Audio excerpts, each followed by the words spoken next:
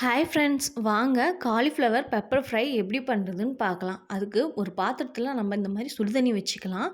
Cauliflower இந்த size cut பண்ணிக்கோங்க. Cut பண்ணி சுடுதண்ணியில் காலிஃப்ளவர்லாம் போட்டு கொஞ்சமாக உப்பு, கொஞ்சமாக மஞ்சத்தூள் போட்டு கலந்து ஒரு 10 நிமிஷம் இதுலேயே இருக்கட்டும். இப்போ நம்ம ஃப்ரெஷ்ஷாக மசாலா வறுத்து அரைக்க போகிறோம். அதுக்கு ஒரு பேனில் 1 ஸ்பூன் சீரகம், 1/2 ஸ்பூன் மிளகு, 1 ஸ்பூன் சோம்பு, ஒரு நார்மல் சைஸ் ஒரு பட்டை, 3 அன்னாசி பூ துண்டு, 3 கிராம்பு, 2 வரமிளகா இது எல்லாமே போட்டு நல்லா வறுத்துக்குங்க. வறுத்துட்டு ஒரே ஒரு ஸ்பூன் மட்டும் வர கொத்தமல்லி போட்டுக்கோங்க. போட்டு எல்லாமே நல்லா ட்ரை ரோஸ்ட் ஆகணும்.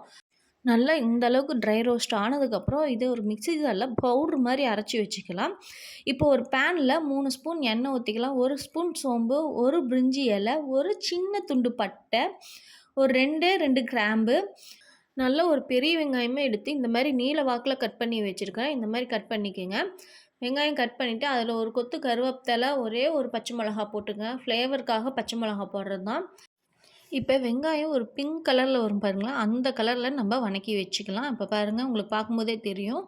இப்போ இதில் 1 ஸ்பூன் இஞ்சி பூண்டு பேஸ்ட்டு போட்டுக்கோங்க. இப்போ நான் ஒரே ஒரு தக்காளியை மிக்சியில் அரைச்சி வச்சுருக்கிறேன், அதையும் போட்டுக்கலாம். இப்போ இது எல்லாமே பச்சை வாசம் போகிற அளவுக்கு நல்லா வதக்கி விட்டுக்கலாம். எண்ணெய் பிரிஞ்சு வருமோ அந்தளவுக்கு நல்லா வதக்கிக்கலாம்.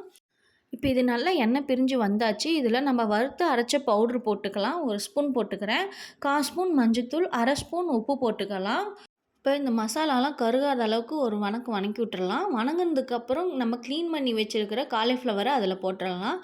இப்போ இதில் 1/2 ஸ்பூன் மிளகுத்தூள் போட்டுக்கலாம். போட்டு நல்லா கிளறி விடுங்க.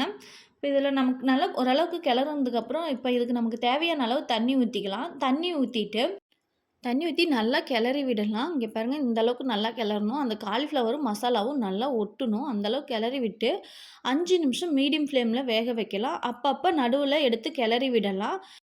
இப்போ எனக்கு 5 நிமிஷம் ஆயிடுச்சு. அங்கே பாருங்கள், அந்த மசாலாவும் காலிஃப்ளவரும் நல்லா மிக்ஸ் ஆகி இருக்குது. இப்போ இதில் 1/2 ஸ்பூன் மிளகுத்தூள் போட்டுக்கலாம். போட்டு ஒரு கைப்பிடி அளவு கொத்தமல்லி தழை போட்டு நல்லா கிளறி விட்டால் நம்ம காலிஃப்ளவர் பெப்பர் ஃப்ரை ரெடிங்க.